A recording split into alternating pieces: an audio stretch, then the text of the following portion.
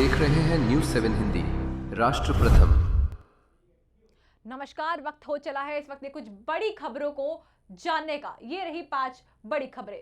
विधायिकाओं में महिलाओं को 33% आरक्षण देने वाली नारी शक्ति वंदन अधिनियम 2023 गुरुवार से लागू हो गया है। केंद्रीय कानून मंत्रालय ने इस संबंध में देर शाम अधिसूचना जारी कर दी। या स्पष्ट जानकारी नहीं दी गई कि इस अधिनियम को 16 अप्रैल से प्रभावी क्यों किया गया, जबकि संसद में इसी कानून में संशोधन करके इसे 2029 में लागू करने पर बहस चल रही है। चर्चा है कि नारी शक्ति वंदन अधिनियम 2023 को सुरक्षित रखने के लिए ऐसा किया गया है। अधिसूचना में कहा गया, संविधान अधिनियम 2023 की धारा 1 की उपधारा 2 द्वारा प्रदत्त शक्तियों का प्रयोग करते हुए केंद्र सरकार 16 अप्रैल 2026 को वह तिथि निर्धारित करती है जिस दिन से उक्त अधिनियम के प्राविधान लागू होंगे।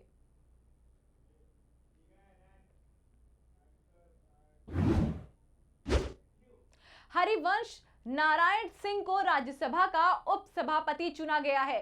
जी हां, हरिवंश निर्विरोध उपसभापति चुने गए हैं। उपसभापति चुने गए हैं हरिवंश। प्रधानमंत्री नरेंद्र मोदी ने उपसभापति के रूप में हरिवंश नारायण सिंह को बधाई दी। साथ ही कांग्रेस अध्यक्ष मल्लिकार्जुन खड़गे ने भी उनको तीसरे कार्यकाल के लिए शुभकामनाएं दी। पीएम मोदी ने कहा कि राज्यसभा उपसभापति के रूप में लगातार तीसरी बार निर्वाचित होने अपने आप में सदन का आपके प्रति जो गहरा विश्वास है, बीते हुए कालखंड में आपको अनुभव का जो सदन को लाभ मिला है, सबको साथ लेकर चलने का आपका जो प्रयास रहा है, उसको एक प्रकार से सदन ने आज एक मोहर लगा दी है।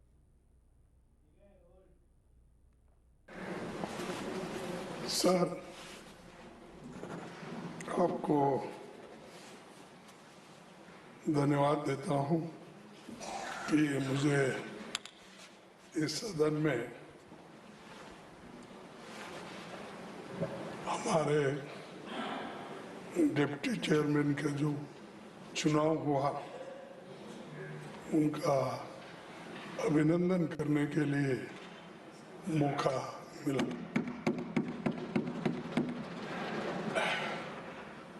उपसभापति महोदय, इस प्रतिष्ठित पद पर आपको तीसरे काल के लिए मैं बधाई और शुभकामना देना चाहता हूं।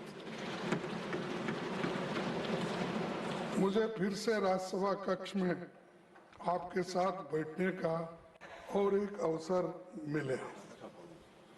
अच्छा पड़ोसी है। इस संदर्भ में मैं कहना चाहता हूं कि उपसभापति का पद वास्तव में आपके चुनाव द्वारा सीख बल्कि पहले ही उपलब्ध अवसर पर भर दिया गया है।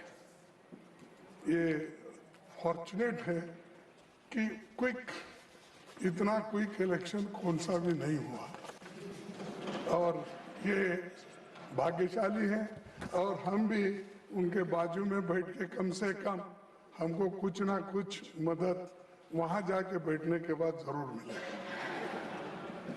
इस प्रतिष्ठित पद पर आपके चुनाव ने एक और मिसाल कायम की है। आप इस पद को ग्रहण करने वाले पहले मनोनीत सदस्य हैं। ये पहला प्रेसिडेंट है और पहला एक काम आपको मिला है। इससे ये साबित होता है कि आप इस पद के लायक हैं और इसके लिए उनको ये दिया गया है। हमें इस बात से तकलीफ है कि संविधान अनुच्छेद 93 में निहित संवैधानिक भावना के विपरीत लोकसभा में 2019 से उपाध्यक्ष का पद खाली है। 7 वर्षों से वो रिक्त है।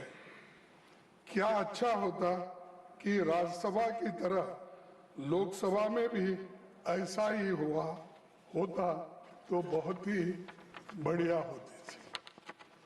संविधान सदन में उपाध्यक्ष का कक्ष में मेरे पुराने कक्ष से पड़ोस में ही है। जब भी मैं वहां से गेट नंबर 7 पर जाता हूं तो ठीक सामने मुझे उसके बंद कमरे पर लटका ताला दिख जाता है, जो मुझे तकलीफ देता है कि प्रजातंत्र की हम बात करते हैं और 7 साल से एक डिप्टी स्पीकर को आप चुनते नहीं, तो इसका मतलब क्या है? हर आदमी डेमोक्रेसी की बात करता है, डेमोक्रेसी को हम कभी खत्म नहीं करेंगे। कल मैं एक महाशय का भाषण सुना, उन्होंने यही कहा, अरे डेमोक्रेसी को तोड़ने तो बहुत लोग कोशिश किए। ये क्या है? 7 साल से डिप्टी स्पीकर उस सदन में नहीं है, तो ये क्या है? क्या कहना चाहिए? तो ये अच्छा नहीं है। भरो आपको किसको, आप किसको चाहते हैं उसी को भरो, लेकिन कॉन्स्टिट्यूशनल और एक इंस्टीट्यूशन है, उस पोजीशन को आप खाली रख रहे 7-7 साल से। और क्या समझ के रखे मुझे मालूम नहीं। वो डिप्टी स्पीकर भारी पड़ेगा आपको, आप तो सबको ले रहे हैं, नीचे ही डाल रहे हैं, आप ऊपर बैठ रहे हैं, तो फिर भी वो खाली पद नहीं हुआ, अब तक भर्ती नहीं हुआ। सर, जब भी मैं वहां से गेट नंबर 7 से गुजरता हूं, ये मुझे याद आता है। कई बार मैंने हल्के फुल्के अंदाज में पूछा भी है वहां ठहरने वाले सिक्योरिटी ऑफिसर्स को। मैं कभी मजाक में ये पूछा, भाई ये कक्ष कब खुलेगा? क्या हमें कुलजा सिमसम कहना पड़ेगा? क्योंकि वो दरवाजा खुलता ही नहीं, इसीलिए कभी ये कहना पड़ेगा। ये मैंने उनसे पूछा, साहब वो बहुत दिन से बंद है, हम तो रिटायर हो गए और एक दूसरे भी आए, लेकिन ये ताला लगा हुआ ही है। अब जबकि आप फिर से उपसभापति पद पर आसीन हो गए हैं, जो हम आपसे अपेक्षा करते हैं कि आप विपक्ष के सदस्यों का विशेष ध्यान रखेंगे, उनको पर्याप्त समय देंगे। हमें आपसे किसी विशेष तवज्जो की अपेक्षा नहीं है, पर हम ये उम्मीद करते हैं कि विपक्ष को आप उचित महत्व जरूर देंगे, क्योंकि आप ये तीसरा टर्म है, आपका अनुभव ज्यादा हुआ है। नेचुरली डेमोक्रेसी को जिंदा रखने के लिए अपोजिशन को जितना महत्व देना चाहिए आप देंगे, मैं ऐसा निवेदन करता हूं। अपनी और विपक्ष की ओर से हम आपके सफल कार्यकाल की शुभकामनाएं देते हैं, और मैं तमाम अपने अपोजिशन नेताओं की ओर से, मेंबर्स के ओर से, तमाम हाउस के तरफ से और आपके तरफ से भी मैं उनको कांग्रेचुलेट करता हूं। Thank you very much.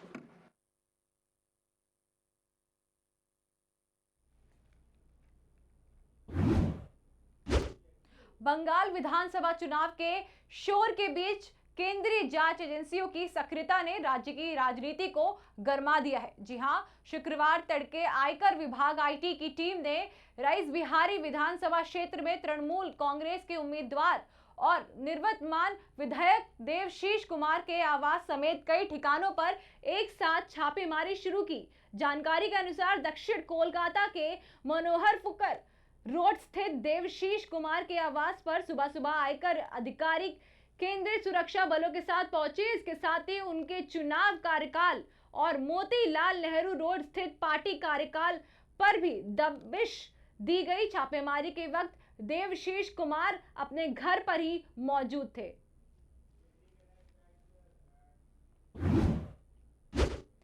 जिले में 17 अप्रैल से शुरू होने वाली है जनगणना को लेकर गुरुवार की समीक्षा भवन में जिलाधिकारी डॉक्टर नवल किशोर चौधरी ने बताया कि बिहार में जनगणना की प्रक्रिया मकानों में सूचीकरण एवं गणना कार्य के साथ प्रारंभ होगी, जिसे पूरी तरह ऑनलाइन पोर्टल के माध्यम से संचालित किया जाएगा। इससे कार्य में पारदर्शिता और सुगमता सुनिश्चित की जाएगी। 1 मई 2026 तक नागरिकों को स्वगणना की सुविधा दी गई है। इसके तहत लोग निर्धारित पोर्टल पर जाकर अपना विवरण स्वयं दर्ज कर सकते हैं।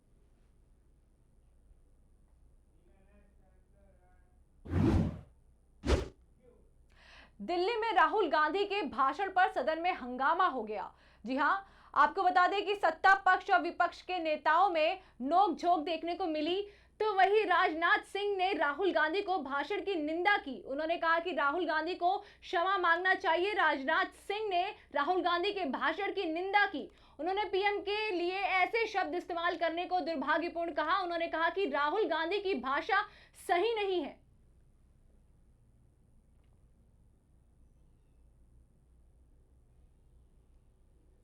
श्रुति की शादी की तैयारी शुरू हो गई? हाँ, और आज शादी के गहने भी लेने हैं। हाँ तो बस सीधे कल्याण ज्वेलर्स चले जाइए।